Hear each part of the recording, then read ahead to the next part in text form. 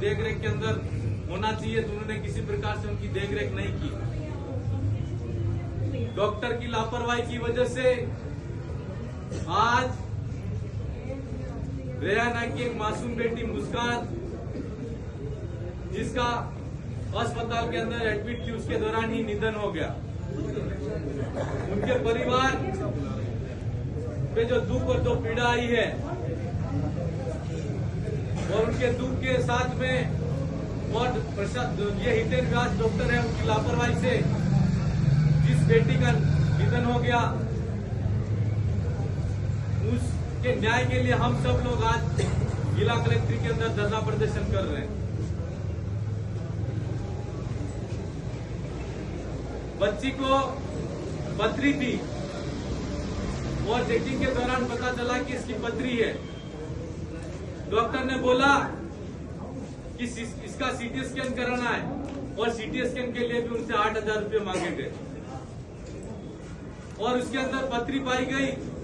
और बोला गया कि ऑपरेशन करना पड़ेगा, और ऑपरेशन करने के लिए भी उनसे 50,000 रुपये मांगे गए,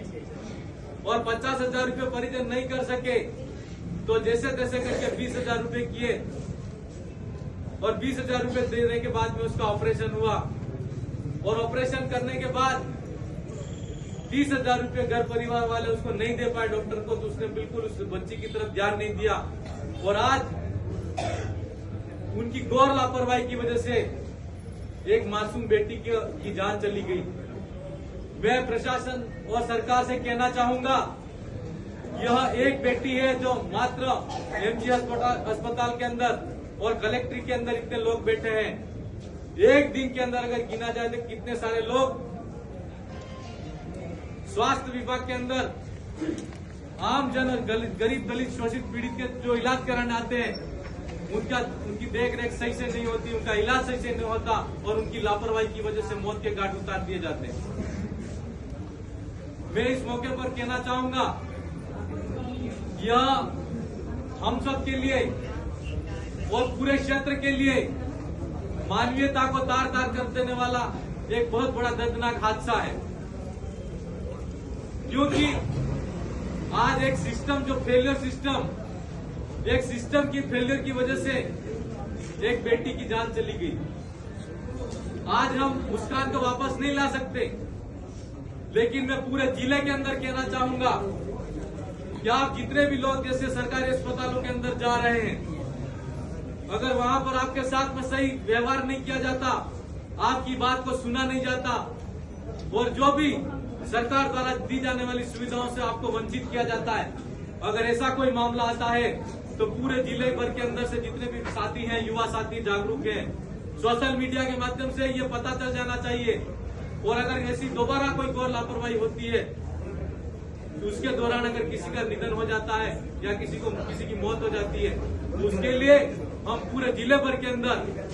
बिना गैर राजनीतिक इस आंदोलन को रूप देते हुए जिला स्तर पर एक बहुत बड़ा हम आम जन के लिए आंदोलन खड़ा करेंगे, जिसके लिए अगर लड़ना पड़ेगा तो हम जिले पर लड़ेंगे, और आपके भले के अंदर अगर सरकारी जो हॉस्पिटल है, ब्लॉक स्तर पर जो हॉस्पिटल है, अगर उसके अंदर भी किसी के साथ में कुछ गलत होता है, तो हम निश्चित तौर पर आपके साथ में खड़े रहेंगे। मैं इसलिए कहना चाहूंगा, और प्रशासन से भी मेरा कहना है, ये पूरे जिले के अंदर अगर इस सिस्टम को सुधारना है तो सही तरीके से उसकी मॉनिटरिंग होनी चाहिए, और एक अलग तरीके से ही उसके लिए टीम गठित की जाए। और यहाँ पर जिले का सबसे बड़ा अस्पताल एमजी हॉस्पिटल है, उसके अंदर प्रशासन से भी मेरा कहना है कि कम से कम ज्यादा नहीं, लेकिन 7 दिन के अंदर एक बार तो उस हॉस्पिटल के अंदर भी कलेक्टर साहब का भी दौरा होना चाहिए क्यों होना चाहिए, ताकि वहाँ पर जो आम जन, गरीब दलित शोषित पीड़ित जो लोग हैं, जो अपना ये सोचते हैं कि मैं इस हॉस्पिटल के अंदर जाऊंगा तो ठीक हो जाऊंगा, हमारा बच्चे के साथ में अच्छा हो जाएगा, अच्छा इलाज हो जाएगा, और आज उनके साथ में गलत हो रहा है। अगर कलेक्टर महोदय वहाँ पर समय समय पर समय देंगे तो जो सिस्टम आज, जिस सिस्टम की वजह से एक मुस्कान जैसी बेटी की जान गई है, तो दूसरी ऐसी कोई मुस्कान बेटी वहाँ यहाँ पर इस हॉस्पिटल के अंदर जिसकी जान नहीं जाएगी। और आपसे भी मेरा कहना है, हमने सुबह से लगा के आप बैठे हैं यहाँ पर, आपके द्वारा सोशल मीडिया के माध्यम से मुझे जानकारी मिली कि एक लोग लापरवाही की वजह से हितेन व्यास नामक डॉक्टर है, उसके द्वारा घोर लापरवाही से एक बेटी का निधन हो गया और हम प्रशासन से चाहते थे कि इस हितेन व्यास के खिलाफ में कार्रवाई होनी चाहिए। वो जो मुस्कान के साथ में गलत हुआ उसके परिवार को न्याय मिलना चाहिए। हमारी अंदर कलेक्टर महोदय से वार्ता हुई, उस वार्ता के अंदर जो बातों से सहमति हुई और उसके परिजनों के बीच में जो वार्ता हुई, मैं वो बात आपके बीच में रखना चाहूंगा। के अंदर एक तो हमको ये पता था कि अगर डॉक्टर यहाँ पर बच्ची का निधन हुआ है तो उसकी जो डीएम रिपोर्ट बनाएगा डॉक्टर ही बनाता है। अगर डॉक्टर डीएम ની રિપોર્ટ બનાવે તો થઈ શકે કોઈ ગલત રિપોર્ટ બનાવે। અમને વિશ્વાસ નહીં તો એટલે અમે કલેક્ટર સાહેબ ने કીધું कि તમારે हम जो कहेंगे उन आदमियों को रखना पड़ेगा। तो उन्होंने पूरी जो मेडिकल रिपोर्ट डीएम रिपोर्ट बनाने वाली जो टीम थी उसके अंदर फेरबदल किया है। उसके अंदर जो नाम है बारूलाल जी डामोर जो सर्जन है एमजी हॉस्पिटल के अंदर उनको रखा गया है और दूसरे नाम पर अंकित जी डामोर जो सर्जन है ऑर्थोपेडिक्स के उनको रखा गया है और एक अमित जी भीमावत उनको रखा गया है और एक है दीपा कटारा जो ये लोग हैं जो पीएम के अंदर मौजूद होंगे और पीएम इस बच्ची का होगा। आप सब और वीडियोग्राफी भी इसकी होगी और वीडियोग्राफी के अंदर हम लोगों को बताया जाएगा कि उस बच्ची के साथ में क्या गलत था, क्या डॉक्टर ने गलती की वजह से क्या हुआ जो जिसका निधन हो गया। और कलेक्टर साहब ने यह भी बोला कि तत्काल प्रभाव इसको एमपीओ किया जा रहा है,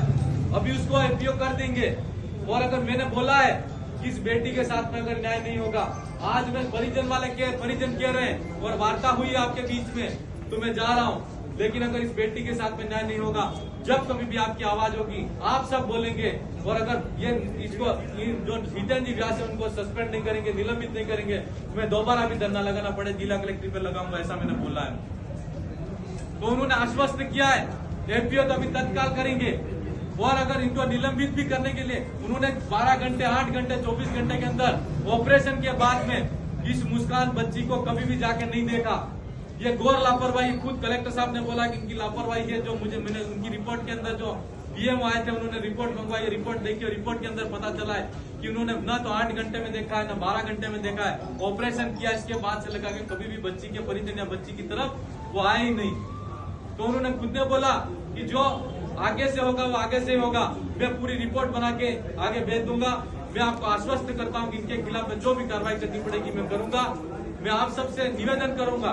कि आप सुबह से बैठे हैं और बच्ची का अंतिम संस्कार करना। उसके पिता और उसके भाई ने बोला कि हमारे गांव समाज वाले वहां पर घर पे इंतजार कर रहे हैं। आप सबसे मेरा निवेदन है और मैं आपको विश्वास देना चाहता हूं और कहना चाहता हूं कि अगर आज जिस तरीके से आप बैठे हैं, अगर इस बेटी के साथ में न्याय नहीं होगा और जो हमने मांग रखी थी उसमें अगर हितेन व्यास को अभी तुरंत एमपीओ करेंगे और उसको समय रहते भी उसकी जांच के दौरान अगर उसको निलंबित नहीं किया, बर्खास्त नहीं किया, तो मैं आप जहां पर आज बैठे हैं आप सब आवाज करेंगे। निश्चित तौर पर मैं आपके साथ में जिला कलेक्टर पे धरना देना पड़ेगा तो मैं दूंगा।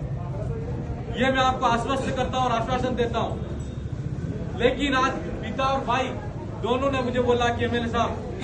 हम चाहते हैं कि जैसे भी हो, और कलेक्टर साहब ने बोला कि मैं आश्वस्त करता हूं कि करेंगे इसे। आप सबसे मेरा निवेदन है कि हम सब की जो एक प्रक्रिया होती है उस बच्ची के